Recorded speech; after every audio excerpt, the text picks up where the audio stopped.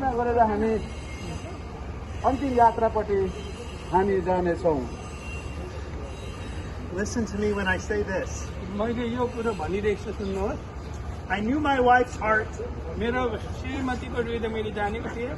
and her hope was in Jesus. in उहाँको Yeshua. आशा चाहिँ यीशुमा थियो। So she is with him right now in heaven. अहिले उहाँ चाहिँ यो समयमा चाहिँ यीशु ख्रीष्टको स्वर्गमा हुनुहुन्छ। And she would want me to say this to you. यही कुरो चाहिँ तपाईँहरूलाई उहाँले चाहिँ मद्वारा बोल्नु चाहिएको थियो। Everybody has sin in their life. सबैजना मानिसले आफ्नो जीवन पाप गर्छ। And the only way to be saved from that is by believing in Yeshua. सबैले पाप गरेको छ, त्योबाट बाँच्नको लागि सबैजनालाई एउटै कुरोको आवश्यकता छ, त्यो हो यीशु ख्रीष्ट। She spoke of this day. She said everybody dies one day. यो दिनहरूमा उहाँले मलाई भन्नुभएको थियो कि सबैजना एक दिन मर्छ। And she knew she would be in heaven with Jesus. र उसलाई थाहा थियो कि उहाँ चाहिँ चाँडै नै ख्रीष्टसित स्वर्गमा हुन लाग्नु भएको थियो। This is my request. यो मेरो अनुरोध छ तपाईँहरूलाई। We are not to be angry at God. हामी परमेश्वरसित रिसाउनु हुँदैन।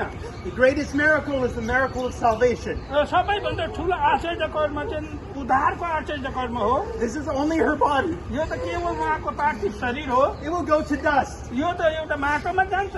Her spirit will be with eternity in heaven with Jesus. तर उहाँको आत्मा चाहिँ यीशु ख्रीष्टसँगको स्वर्गको यात्रामा हुनुहुन्छ। This is